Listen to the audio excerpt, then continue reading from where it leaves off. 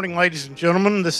I'm Dave Crouch, and this is Policy Talks, brought to you each month by Williamson, Inc., our Williamson County Chamber of Commerce. Glad to have a live audience with us again here at Columbia State Community College, the beautiful campus that we now have here in Franklin, and have a good slate of guests with us this morning that should keep our show interesting. Just wanted to welcome our guest this morning, back to our state legislative delegation, who we host every January, February, March, and April, and occasionally May of each year while they are in session in Nashville. We have Senator Jack Johnson representing our 23rd district here in Williamson County, also serving as the state I get the Speaker of the House and the Majority Leader of the Senate mixed up. Senate Majority Leader. And we're glad to have you with us this morning, Jack. Glenn Cassiter representing our 63rd House District. Sam Whitson representing the 65th District. And Brandon Ogles representing our 61st District. Gentlemen, glad to have you with us this morning. It seems like it's been forever since the last time we were here. And I was feeling like we needed to kind of do a segue into this year and kind of recap last year. So I decided I was going to ask whoever would like to give us a 3-minute recap of what you all did in 2021 without using the word COVID. And Jack, would you like to tackle that? That sounds like a good job for a House member. Well, I tell you the thing that I liked. Each of us has legislation that's interest to us and attracts us, and we think is good for public policy and the advancement of Tennessee. The one thing I'll talk about is we created an avenue and a pathway for our kids who have fallen behind because of the C word, to help them catch up, to help them advance and do well. And it's an aid to the classroom, it's an aid to the students, and it's an aid to our teachers. So I'm excited about the funding and the program that was rolled out by our governor and was supported by both chambers. Great. Anybody want to add to that? Sam? Thank you, Dave. It was 2 years ago today that the first case of COVID was reported in the United States, and that has really changed. You're not supposed to use that word. Go ahead. Brandon? All right. It was certainly an interesting year. I think a regular session plus 2 special sessions, and now we're back to a regular session again. The 2020 census has precipitated a lot of shuffling around in districts and congressional districts and Senate districts and House districts, and you all are the ones that get to decide actually where the lines are going to be drawn. And I think the Senate yesterday voted on some of those, as I understand. Jack, would you like to kind of give us an update on that? I'll be happy to, Dave. It's great to be back with everyone, and it's certainly good to be here in person. Zoom has made our lives easier in some respects, but I much prefer to be in person whenever possible. Yes, so it is redistricting time. We have to do it every 10 years. The Constitution, both federal and state constitutions, require it. And all the districts that we deal with at the state level, state House, state Senate, and Congressional, are based on population. So obviously, population trends change over the course of a decade, and so you have to reapportion because they should all be equal in size. Yesterday, I'm a little hoarse because I did spend about 2 hours on the Senate floor presenting 2 of the maps we passed on the Senate floor yesterday, the state Senate redistricting map and the Congressional redistricting map. We did not take up the state House map. The way it works is the state House will draw state House lines, the state Senate will draw state Senate lines. We basically defer to each chamber. The Senate doesn't mess with their lines, they don't mess with our lines. They're going to pass the state House map, I think, on Monday night. And then they'll take up the state Senate, state, and Congressional as well, and they'll send the House map over to us. I'll let these guys talk about the House map. I'm very proud of the lines that we drew. As Majority Leader, I'm the sponsor of the redistricting legislation. 10 years ago, I was there when we did it, but the extent of my involvement was, if some of you have been around for a while will remember that before this last 10-year cycle, the 23rd Senate District had Williamson County and part of Davidson County. And with the growth of Williamson County, it was big enough to be a state Senate district. So I walked into the Lieutenant Governor's office early in the process, and I said, Mr. Lieutenant Governor, Williamson County is big enough to be its own state Senate district. Can I just have Williamson County? He said, yeah, that's good with me. And I walked out, and that was the extent of my involvement. Fast forward 10 years, I'm a little more involved. And, I'm very proud of the lines. One of the things that we as Republicans did that was important, a lot of things you have to contemplate when you're drawing the lines. Obviously, population, there's case law, case precedent, there's constitution, there's statute, there's all these rules that you have to follow. It's not just a matter of getting a map out and laying it on the table and saying, well, let's just do this and this and this. There's all these things you have to take into consideration. There's been tremendous growth in Middle Tennessee relative to the rest of the state. So when your districts have to be based on population, everything shifted towards the middle of the state. A consultant that we hired said literally the epicenter of the state from a population growth standpoint is the Old Hickory Boulevard exit in Brentwood. That's where everything is shifting towards from a population standpoint. So when you look at our rural districts out in West Tennessee or East Tennessee that have 5, 6, 7, 8 counties, they all had to shift towards Middle Tennessee. So we literally had to start in Bristol, Tennessee, and we had to start in Memphis. And then we had to make those districts whole and shift them all towards middle. And then when you get to middle, it gets more compressed. Had to do that both for state Senate, state House, these Congressional, and these guys had to do it with the state House. But we got it done, and the maps are legal, they're fair, they make a lot of sense. A lot of conversation, a lot of talk in the news about what we did in Middle Tennessee relative to Davidson County, and we did bring 3 congressional districts into Nashville. Some disagree with that strategy. To me, it's better for Middle Tennessee. We have 4 congressmen that represent the greater Middle Tennessee area. That's a good thing. We have we have districts 5, 6, and 7 that come into Davidson County, and then the 4th district doesn't come into Davidson, but it does include Rutherford County, which is a very high-growth district. So for us as business people, local government, when you're talking about issues that affect a regional area, greater Middle Tennessee, that's going to be very important. It makes a whole lot more sense for Davidson County, Nashville, being the city that it is and with all the challenges and needs, to have 3 congressional voices versus 1. That makes a lot of sense, and that's what we ended up doing. Tell us a little bit about the folks that have not been happy with that. The Democratic side of the ledger doesn't seem to think that's fair. And you can take that. What I'd like to start off with is this is the 3rd redistricting I've been involved in, and Jack and Sam, who serves on the committee, were instrumental in drawing those lines.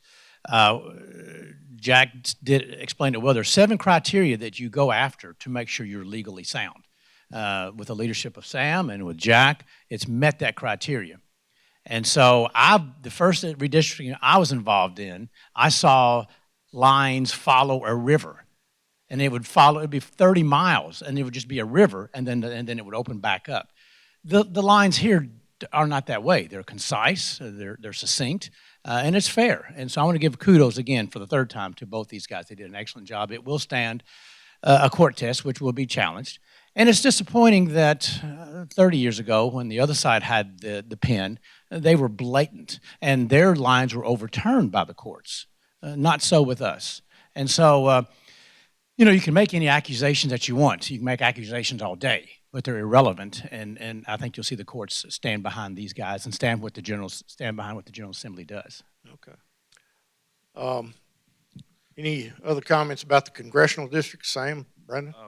Yes, there's been some comments about it, but I'm also hearing the Republicans in California are not real happy with what was drawn out there too. So it's a political process, okay. But our marching orders, when appointed to the committee, was to be fair and constitutional. And I'd like to share some numbers. What Jack was explaining about how things have changed. The ideal population now under the new 2020 census for a House district is 69,800 folks. Used to be around 64,000, what we each represented. Under the Senate district, Senator Johnson's ideal populations is 209,000. Right now, he represents 248,000. So you see that he has to give up approximately 30,000 folks, or my math is right in there somewhere. 30,000. And so what that means is Williamson County will have another Senate district come up into Williamson County. And I don't know where that line is right now. But also on the House side, Glenn has the largest population of any House district in the state of Tennessee right now. The only other one's close is in Rutherford County. You have right around 300,000 people. And then when you take the ideal population, or excuse me, you have right around, 99,000 people, 99, close to 100,000. So the ideal population shows that he has to give up a lot of folks too. So and I have to give up about 7. Brandon had the lowest growth in your district and it was only like a 3% overage from the ideal population. So what this means now is that Williamson County we will end up with 3.5 state representatives. For instance, Representative Todd Warner here from the 92nd district, we drew the line where Marshall County will come up into Williamson County in the southeast part, including Spring Hill. That will be the new district that we'll have. That's the 3.5. Now, I'm not sure where the Senate district's coming up. Is it coming up into Spring Hill? Or that's the proposal right now. So, Senator Hensley. 30 counties in Tennessee lost population. And like Senator Johnson said, that was in East and West Tennessee. 10 counties had over 10% population growth. The majority of that, of course, is in Middle Tennessee. So that's why we had to redraw many of these lines. And in the process, you take a House district. If you move a line in Memphis, it can impact all the way over to Bristol if you try to stay within the numbers. And what I like about what our speaker did, he appointed 3 coordinators. He took a representative from East Tennessee who was the coordinator for redrawing the lines in West Tennessee. So he was an honest broker in that process. And he took, a representative from West Tennessee and made them the coordinator for the lines to be drawn in East Tennessee. Again, honest broker, and the same thing for Middle Tennessee. So I work closely with the coordinators in that on the House lines. And we followed our, on the House districts, fair and constitutional. The population change in Memphis impacted that decline in population growth that we have here in Middle Tennessee. So it was a complicated process. We were fortunate. We had an attorney that worked the maps 10 years ago, Doug Himes, and did a great job for us on the House side. And like I said, we look at it coming up on the floor Monday night. Brandon, did he cover it? I want to add, and you're fixing to do it, but this time next year, there'll be 5 legislators up here, 2 senators. And I know it's a drag on but anyway, we got to have them. And there'll be actually 4 House members, so there'll be 6 of us up here. So yeah, and Dave, I know what you're getting ready to do. Well, somebody gave me a heads up that Representative Todd Warner from Lewisburg, I guess it's where you... Chapel Hill. Chapel Hill, okay, excuse me. Lewisburg is okay, but it's up in the north part of the county. And assuming that the House votes the way they say they're going to vote on Monday night, you will be representing most of Spring Hill in the future. Is that right? Yes, sir, that's correct. I'll be the southern part. I think it's the line somewhere around Thompson Station Road, so south of Thompson Station and the Williamson County. Williamson County part of Spring Hill. Okay. Well, if I may say, my old district, or the district that I represent now, starts in Marshall County, and like I say, I was raised up in North Marshall, but it goes all the way to Marion County. So it would take me 2.5 hours to drive diagonally across to get to South Pittsburgh. Get over there, there's a sign that says, I'm 24 miles from Chattanooga. So I'm going to really enjoy this. I'm excited about serving, and it's going to save me a lot of time and wear on a vehicle, for sure. So you're giving up some of that? Giving up 3 counties, parts of 3 counties. I had all of Marshall, South and West Lincoln, and South Franklin, and South Marion. And I'm losing those 3 counties, gaining South Williamson, which I'm very excited. Now, did they drag you into Williamson kicking and screaming, or was that a piece of yours? No, I didn't have much say in it, but I'm very excited about it, I can tell you that. Great. Well, thank you. Thank you. Representative Warren, glad to have you with us this morning. Just wanted to introduce you and put a face with the name for a lot of these folks. Jack, we were going to take the Senate district second, but since Sam took us all through the House redistricting. Tell us a little bit about the Senate districts and how they are going to shake out after the vote yesterday. So very similar to what Representative Warner was saying, and Sam said, same thing. I called it compression. You had compression into Middle Tennessee. So you saw most of your Middle Tennessee districts shrink geographically because they had to lose population. You saw your districts in East and West Tennessee expand in geography because they had to gain population. So specifically for Williamson County, as Sam said, I'm over. And I'll give you a little bit of trivia. Glenn and I are each the two-time record holders for the most votes received in the history of Tennessee for State House or State Senate. I wish I could say it's because we're so popular. I can't. That's not why that's the case. It's because of the size of our districts. It's because of the size of our districts. And but so I'm giving up about, I think it came to about 33,000 people, and we looked at various ways to do it. And so what we're going to do is Spring Hill, as you know, straddles Murray and Williamson County. I represent all of Williamson County today. Senator Joey Hensley, who's from Tullahoma, he represents Murray County, and he's been a great partner.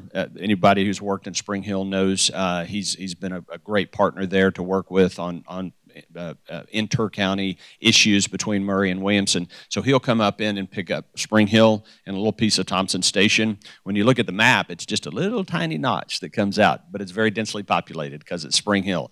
And so he'll become part of our delegation. He's a great friend. He's a medical doctor, super guy. He will be a great part of our team, right along with Representative Warner. So we're excited about that. Okay, and that has already been voted on by the Senate, and then Monday night, I think you said the House will vote on the House districts. Can I want to say something to this. Kudos to Jack and as well as Senator Hensley, two of the most aggressive senators as far as legislation. Jack, of course, carries all the governor's legislation, which is a huge task in itself. And Senator Hensley, I've never gone to his office with a bill that he read that had merit that he would not run.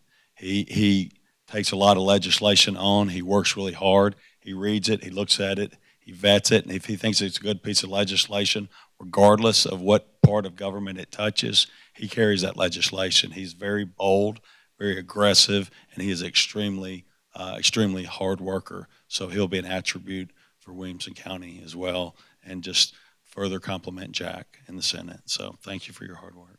Great, good.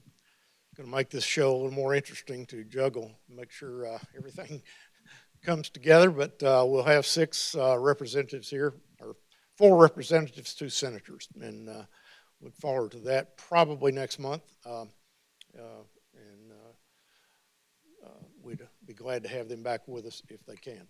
I'm going to miss having Spring Hill in the 65th district. The leadership down there has been great to work with. They've been very aggressive in road projects, working with TDOT, but we did not want Spring Hill to be represented by, multiple, 3 state reps and 2 senators. This gives them continuity who they work with and its simplicity in the process. And Dave, this time next year there'll be 4 workhorses here and 2 show horses. I'll let y'all decide which what. You want to give the mic back to Jack and let him have. I have a feeling he'll take care of himself before the day's over. The other major conversation out there about this legislative term is the education funding. Apparently, we've got to wait until January 31st when the governor will be giving his State of the State address to find out what the details are going to be. But tell us about the process that's been going on in the background for the past several months as far as looking at how the education funding for the state is divvied up and what the goals are of this process, Jack. Sure, Dave, and I'll give a little context. We've talked about it many, many times on this show and elsewhere.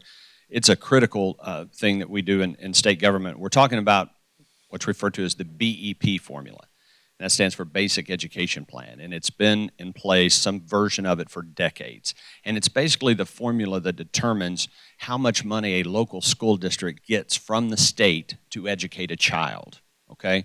Now, let's put it into perspective. On average, statewide, for every child that's attending a Tennessee public school, 66, roughly 2/3 of every dollar comes from the state to educate the child. A third, on average, comes from the local government, right? So here in Williamson County, the county commission appropriates a certain amount of money to the school board. Well, let me tell you how Williamson County fares in this process. I told you what the average is statewide. In Williamson County, 45 cents of every dollar comes from the state. 55% comes from local government. And that's because the formula is extremely flawed. Now, you've heard the term third rail of politics. This is a third rail of politics and has been for many times. I mean, if you touch it, you get electrocuted and you die. But we have talked about for many, many years about the need to reform this formula. And it has been changed from time to time. It's been massaged and tweaked from time to time. We need to take a machete to the formula, basically. Now, that creates a lot of anxiety across the state, as you might imagine. Here's what the governor's told us, and the governor is bringing this initiative forward, and he plans to get this done this year. Number one, we all agree that the formula is flawed. It's unfair. There are districts like Williamson County schools that get a raw deal. And the reason for that, by the way, is there's components in the formula that say based on your local property tax base, your median income, whatever, you get punished if it's too high. Williamson County is a very affluent county, yet we have one of the best school systems in the nation, and that is causing people to move here in droves, right? The problem is there's no component of the BEP formula that gives compensation to the local district for that growth. So you got a great performing school district, people are moving in to put their kids in that school, and we as a state are not giving them any money to build those new high schools every year, or schools every year. And that is wrong, and we need to fix it. Now, if you represented a rural district out there, they can tell you that they don't provide enough money. Perhaps they don't have growth, but they've got old school buildings, deferred maintenance. They're not getting enough money to put a new roof on in Williamson County, we've got overcrowded schools. In some of our rural counties, you've got schools, they can't use half of the school because the roof leaks. So there are challenges I'm focusing on challenges of the formula for Williamson County.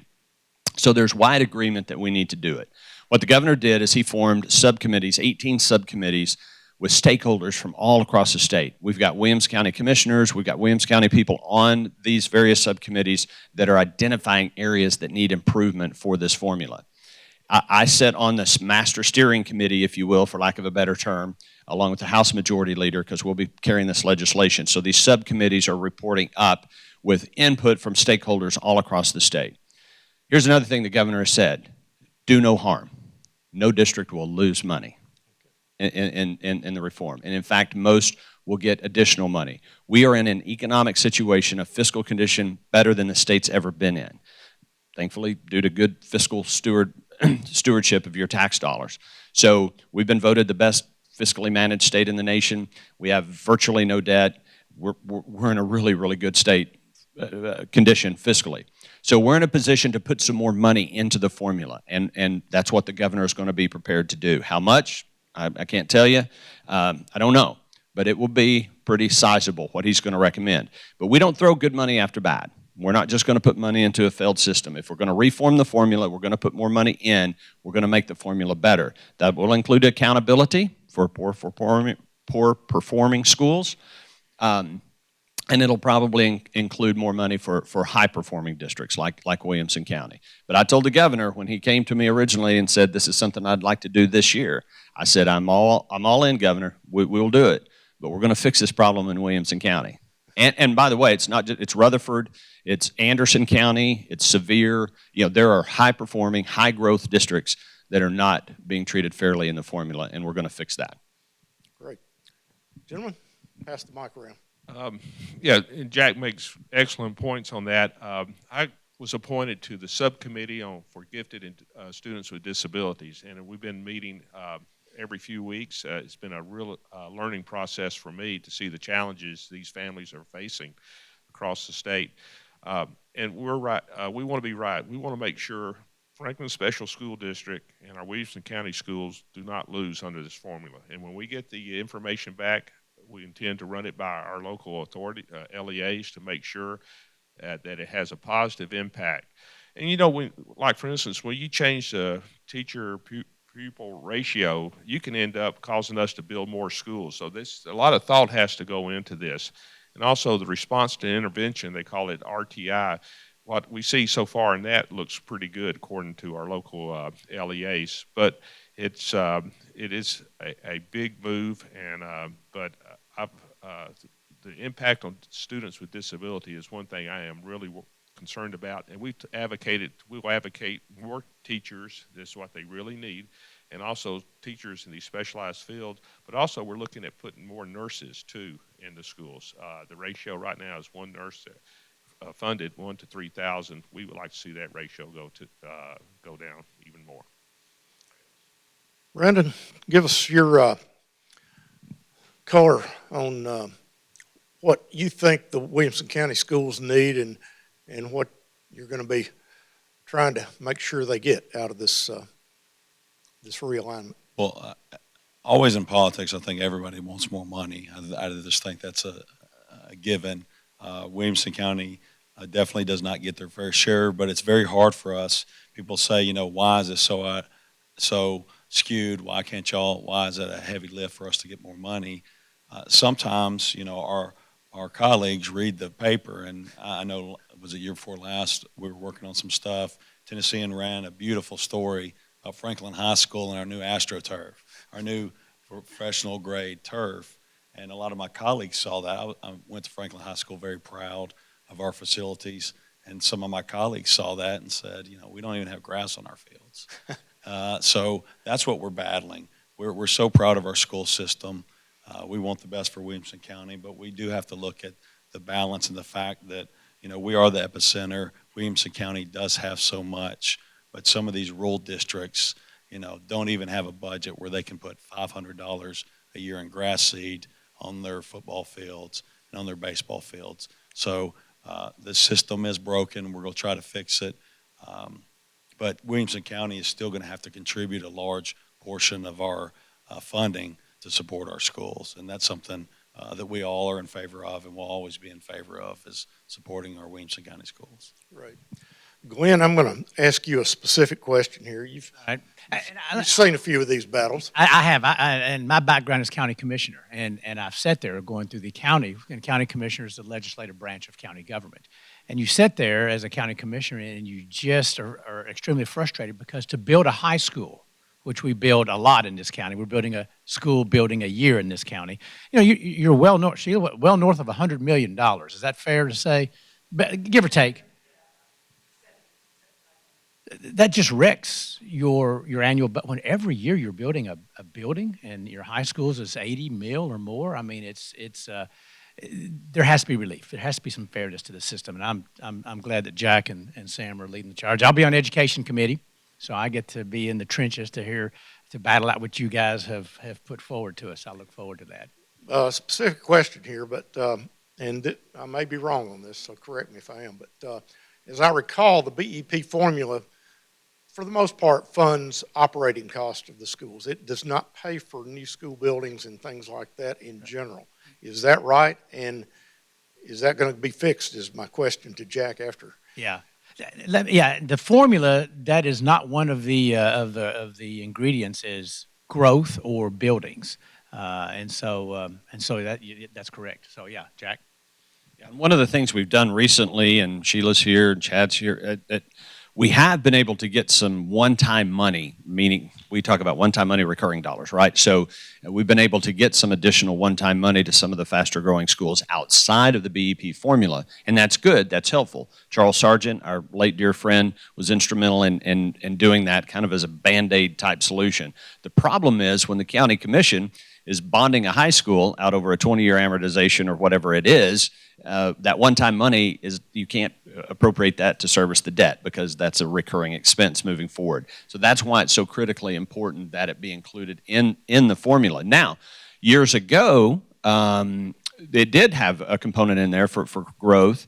Governor Bredesen came in, is actually my first year in the Senate, and change that. He referred to it as BEP 2.0. And in that very first State of the State address that I attended, I've told this story on the show before, but I'll repeat it. It's my very first year in the Senate. We're in the House chamber, all excited. The governor comes in to give the State of the State address, and he's giving the address, and he's explaining BEP 2.0 and why we need it. I'm brand new, so I'm trying to learn, figure all this stuff out. He said, if you want to know what's wrong with the current funding formula for public education, just look at how much money Williamson County gets. So I pick myself up off the floor. I look across the chamber, and I see Glenn and Charles kind of looking around and saying, what did he just say? So anyway, we need to restore that because, again, ultimately, it's just common sense. High-performing district, great schools, people moving in, that creates growth. You have to build new schools. You've got those capital expenditures. And the last thing I'll say, Dave, that the governor has pointed out, it's more of a philosophical thing. Our BEP formula currently funds programs. It funds systems in education. And the governor's been very clear, we need a formula that funds kids, that funds students' education. We're not funding bureaucracy. We're funding the education of a child. Let's kind of dial back to the budget again. Very unusual years, the last 2 years, as far as revenues for the state, tax revenue. And how do we plan a conservative budget in light of the volatility we've had in revenues? Do we count on those revenues to stay high and spend it, plan to spend it? Or what's the thought up on the Hill about that, Jack? Well, I think we all ought to chime in on this. I'll start and I'll pass the mic down. Again, I'm repeating, but for those who might be watching for the first time, our budget is based on forecasted revenues. Okay? We have a funding board, economists, constitutional officers.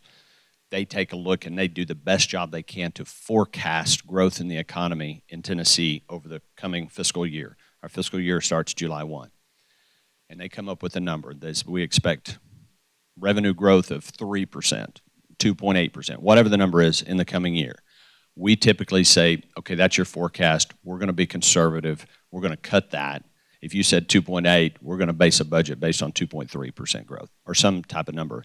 That's why you've heard us talk about all these years coming in that we have this surplus. Why do we have a surplus? You want us to have a surplus. That means the economy grew at 3%, but we only said it was going to grow at 2.5. And so if it grows at 3.2, we had a 0.7 deviation over what we forecasted. And so we collected that revenue. What do we do with it? We set it over here to the side. It's not part of our budget, and it just builds up. And today we're sitting with an excess of $3 billion surplus. That is incredible. That is remarkable. It is very difficult. When we went into COVID, economic shutdown, we had no idea what was going to happen. We passed a budget in 2020 for the next fiscal year, bare bones, forecasted zero growth. We made significant cuts all across government, and then we ended up getting growth. And so we had a huge surplus. That's a good problem to have. We came into the next fiscal year, and we were very conservative. We said, this looks good. Looks like we're coming out of this pandemic, so we're going to forecast this much. We've exceeded those projections. There will, however, be a day of reckoning out there when it goes the other way. 2/3 of our revenue comes from sales taxes, so we are highly impacted by ebbs and flows in the economy. And so in the good times, you need to be conservative. And that's why we put a record amount of money. I think we're up to $1.55 billion in our rainy day fund, which is our state savings account. We're going to continue to build that up because this economy is going to turn down. I'm not hoping for it, but it will. And when it does, we're going to get affected on the other side. So in these good times, we have to be very conservative. Yeah, Jack is so right. And the state has recently been ranked the #1 most fiscal stable state in the union. We're the least indebted state in the union. And it's because Jack and Sam and Brandon and my peers, we look at the state budget not as some place to bribe for votes, but we look at the state budget as how you would treat your own family budget. You're very cautious, you don't overspend, you save, and you prepare for the rainy day. And so I'm proud of the General Assembly, and it is in capable hands managing your money and keeping state government out of your back pocket. So kudos to the General Assembly. Yes, and as we do have this budget surplus, we've got to be careful that we don't get into programs that have recurring costs when the bad days come. So if we look at programs and the spending that we want to do with this surplus, and again, I'm a strong advocate for building up a rainy day fund. Now, but if I had my way, we are still driving on the same two-lane interstates that I drove on when I was 16 years old in 1970. I think that hurts our economy and our growth. So if I had my way, I would like to see more money go into constructing a third-lane interstate in our rural areas. But again, that is part of the political process up there. But think about that. We are driving on the same roads, same interstates that we've been driving on since the interstates were the same two lanes were constructed in the late 60s, early 70s. So that's where I like to see some emphasis, and I intend to work on that if reelected. Good deal. Thank you, Sam. Well, the last couple of years, conservative Republicans that work on the finance committees, we've really taken a beating in the press. A lot of people said we're greedy, but this rainy day fund, for one, it's terribly named. It's not a rainy day fund. It's really the life support for our state for so many programs that impact people's lives, health care, taking care of our children. When we hit a recession and we have a downturn, which we're going to hit, these programs have to be funded, and they have to carry on. And with that fund we have, that $3 billion, we'll weather the storm for a long time, more so than anybody else, any other state in the nation. So, you know, when we get accused of being greedy and not expanding programming, it's not that we don't want to help more people. The fact is that we're trying to ensure that the people we do help will continue to help in the future. So, Great. Sam, Jack, correct me also, we have put money into our state retirement and our health fund, so we have probably the lowest debt per population of any state in the nation, and we continue to put money in that to reduce that debt level for each of our residents. pension plan. Keep the mic here for a minute. Sam, you're a member of the House Transportation Committee, House Transportation Subcommittee. Is that right? Yes, thanks to Glenn Casta. Good deal. And the stimulus money that the bill that was passed in Congress last year, the infrastructure bill, I guess I should say, has a lot of money supposedly coming our way for transportation infrastructure, things like that. Do you have a sense yet of where that money actually is going to get spent? Well, when we passed the Improve Act, we did not put an inflation factor into that. So as cost, as we've seen for everything from bricks to asphalt has gone up. So we like to see using the stimulus money that is directed toward infrastructure go to help make sure we sustain and complete those Improve Act projects. We still have several to go on that.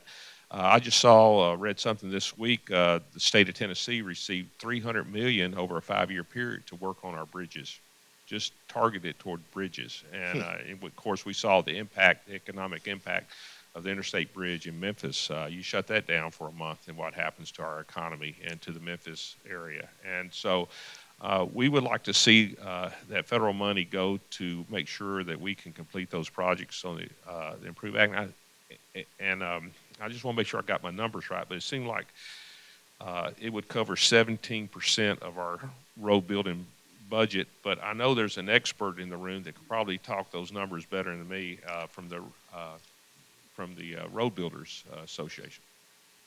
Let's see if anybody can help us out with those numbers. I think it's Kent Starwalt, I believe, from the Tennessee Road Builders Association. Kent, yeah, you probably know more about this than anybody in the room. So can you give us an update on what you're hearing, what you think is going to be the outcome?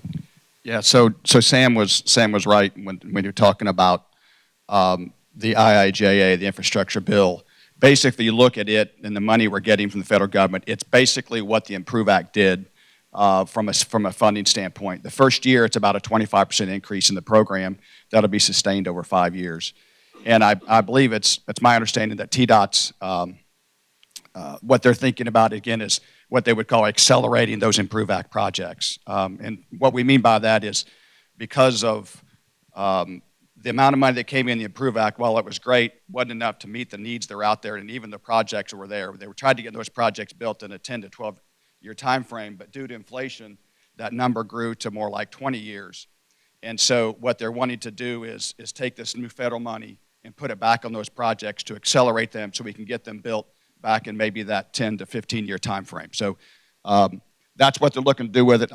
There's also another program. Again, they talked about the bridge program that TDOT's getting about $302 million over 5 years to address to bridges around the state, which will be very good.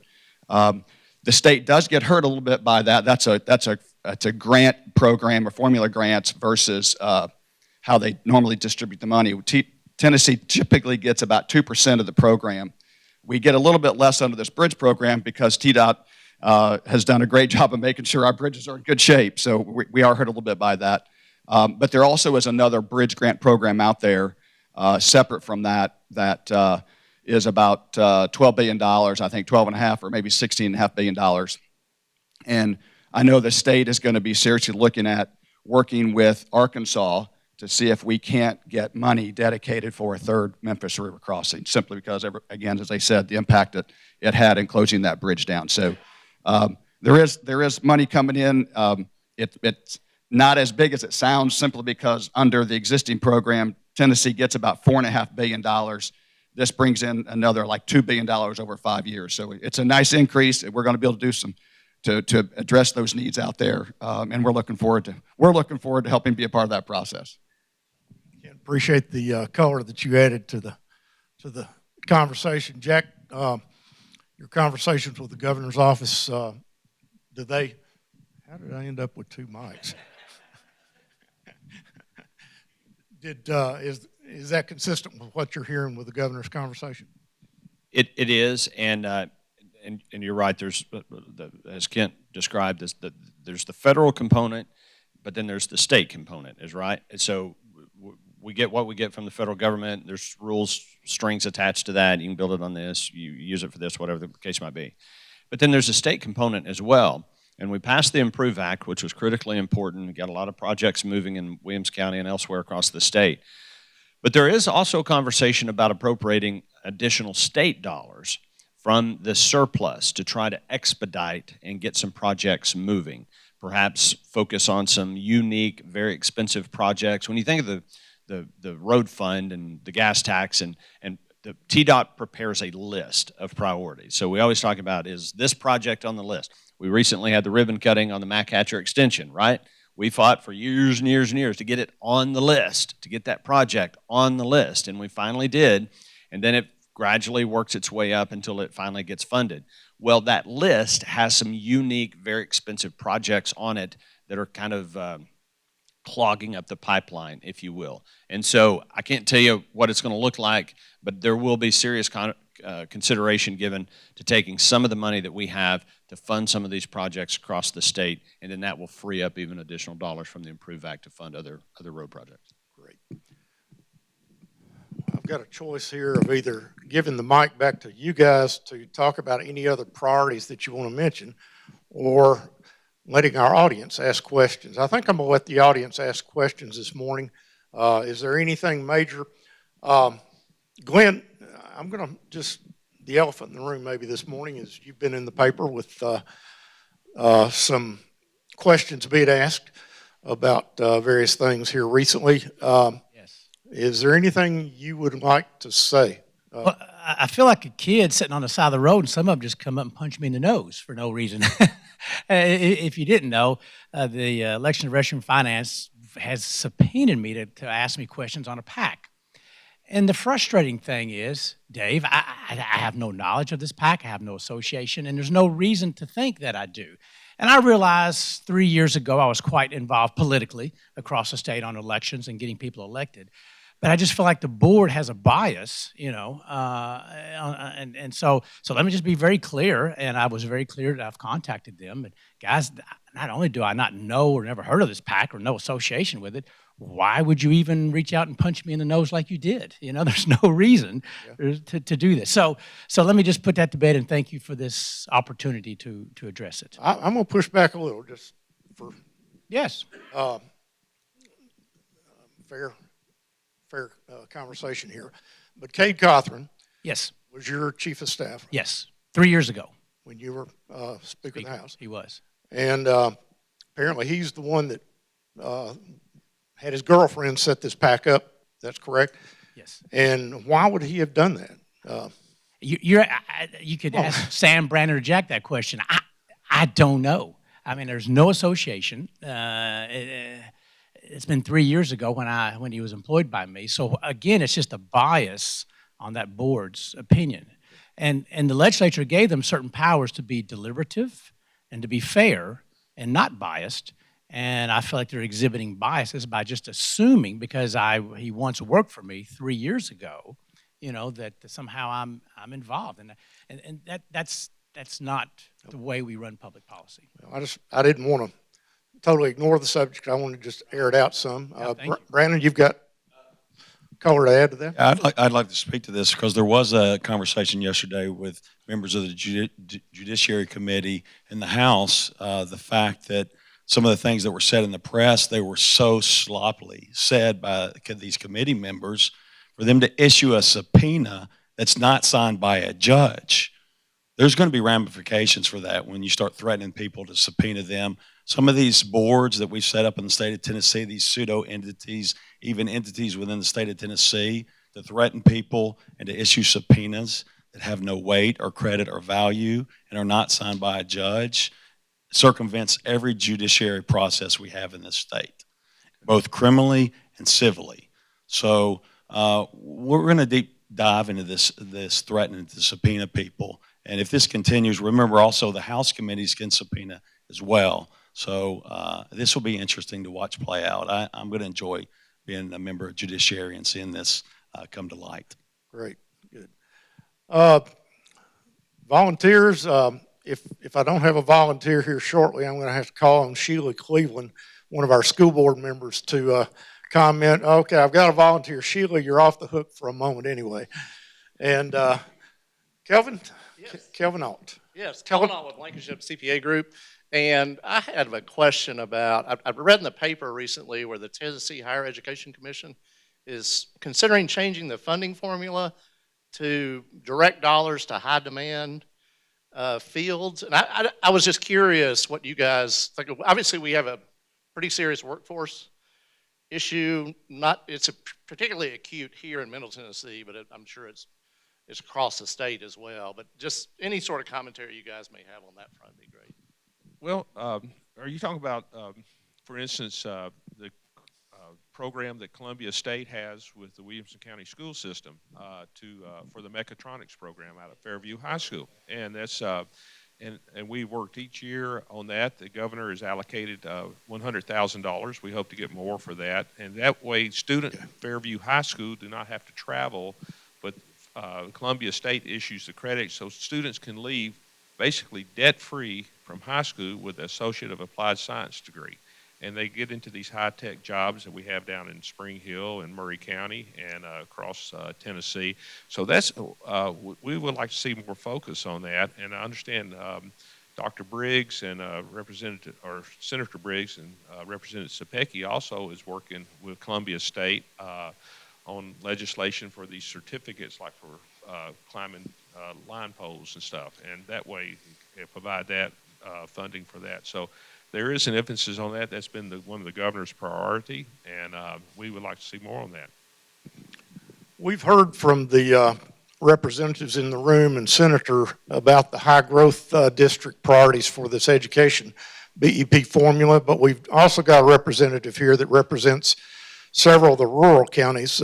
Representative Warner, tell us what the rural county districts would like to see out of this BEP. What are your most pressing needs?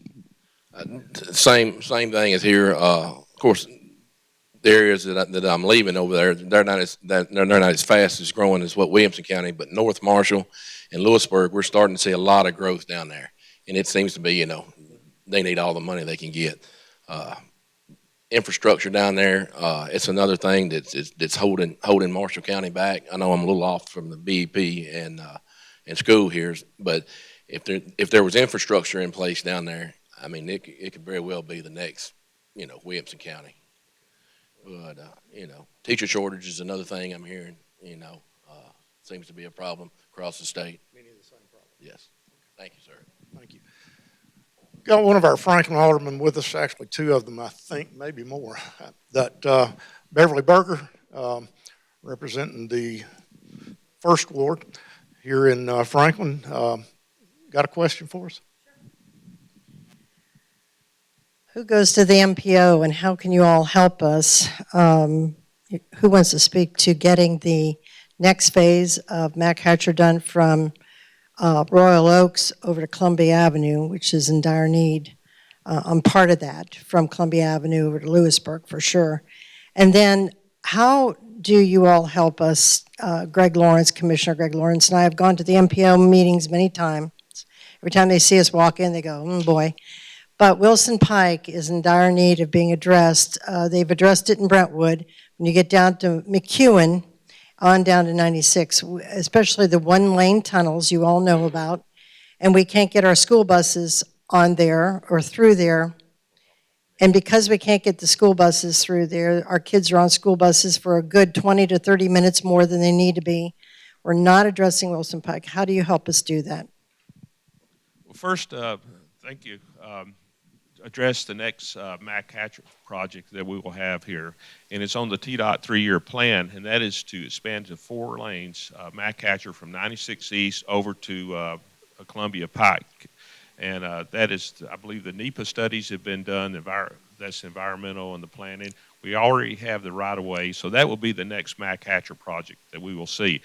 Also, the expansion of 31 Franklin Road to Concord, it's been a year behind schedule because of the relocation of several utilities. Normally you relocate 4. I think they had to relocate up to 11 or 12 gas lines, sewer lines, electric lines. So that's taken a little longer, but we anticipate they'll start the final paving here pretty soon this spring. Now, and Bev, I could not hear the other part, but Glenn, did you have? My answer, and Bev, you know this, so this answer is not addressed to you because you know what I'm about to say. But I tell you that kudos to the leadership in Franklin and Brentwood, because you mentioned MPO. The state, the way these new roads and projects are undertaken is these regional planning organizations, in this case Metro Planning Organization, the leaders of that community, of that organization come together and they determine what road projects are needed. And so the leadership of Mayor Moore and you guys with MPO, you all have been done a very good job of presenting your needs to the MPO board, who in turn bring these recommendations to TDOT, who in turn then bring it to us for funding. And so a lot of cities feel like, well, they'll just go right to their legislator to get it done. It does not work that way. It has to go through the MPO board, which you guys do a really good job. They in turn take it to TDOT, who in turn takes it to us for funding. And so so just to give you a feel of how this works in the state of Tennessee, this is how it works. Just, yeah, right. And so the key, Bev, is for the leadership that's on the MPO board to convince the MPO board this is important. And they in turn take it to TDOT. just, go ahead. Also, transportation related, Williamson County Schools is in dire need of bus drivers. As you all well know, I get text messages almost daily on those bus routes for my children.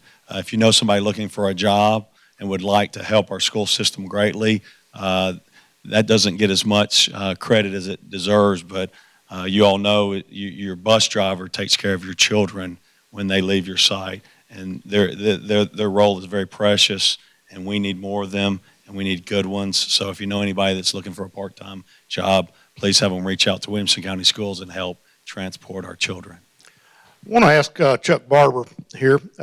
Chuck, Middle Tennessee Electric the face of Middle Tennessee Electric around Franklin, and you all are working on a infrastructure piece of the puzzle with the broadband internet throughout, I guess, Williamson County.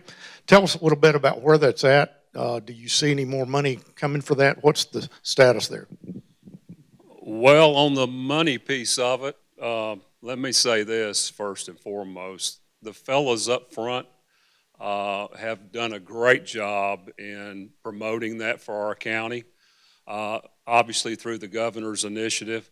But we have met with the county and talked to them about some of the monies that have come their way. And hopefully, and it takes time, obviously. I mean, it's not inexpensive by any means, and Dennis knows this probably better than anybody with AT&T. It's not cheap to be able to put that infrastructure up. But in saying that, our goal as a co-op is to do this for our members, and our president has pretty much told us that he wants every single member customer that we serve to have that opportunity. And we've probably seen this more, during the COVID situation with the school systems and the kids trying to get online. And again, our representatives and the governor obviously saw that firsthand. So they have enabled us to be able to utilize our infrastructure with help from grant money and also our money through United Communications, who we're partnering with, to be able to take that out to the underserved. So we appreciate everything that our guys are doing up there. So, Matt Largen, we got a couple minutes. CEO and President and CEO of our chamber, Williamson Inc., affectionately known as. What else? Well, I also want to say AT&T does a fantastic job providing service throughout the state as well. So thanks, Dennis, for that. For sure. Great conversation this morning. I think, Jack, you hit on something really important early on, which is a big focus for us. It's about funding for the schools. I mean, for this economy to continue to grow, it's school funding, it's attainable housing, it's transportation solutions. You've talked about all those. So I just really want to thank you for that, and probably echo something that was said earlier too. One of the big challenges, Sheila knows this, is teacher recruitment and retention. We've got the superintendent at our board meeting on Monday to talk about what are some strategies that have worked in the private sector that could work for teachers, but that is an issue for our county and probably all other 95 counties in Tennessee as well. Great. Just want to thank everybody that worked so hard to make this show happen. And we don't get to show the faces of these guys back here in the back very often. But Creed Henderson here at the control panel, they always make us look good on WCTV. And Creed, we really appreciate you getting out here at 6 o'clock in the morning and getting ready for these sessions. Heather's been a long time member of the team over there in the corner, and I don't know this guy's name. Lance, that's right. You have, and boy, show me how little I notice sometimes back in the back. But appreciate all you guys do. Also, Tom Lawrence over at WAKM is live streaming this actually worldwide on WAKM Worldwide, as well as the 950 AM. So we've got so many people that help make this happen. Kel McDowell is the quarterback of the team here at the chamber that makes that pulls the coffee and everything else together. Daryl, golly, I'm doing pretty good on names, but I'm missing one or two.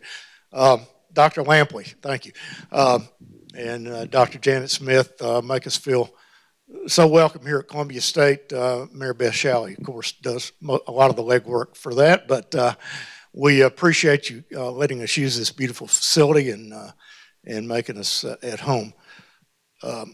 Dennis Wagner with AT&T, been a long-time financial helper to make this happen. I know about the time y'all get the telephone lines the way you need them, we want a road widened, so you have to tear them down and move them.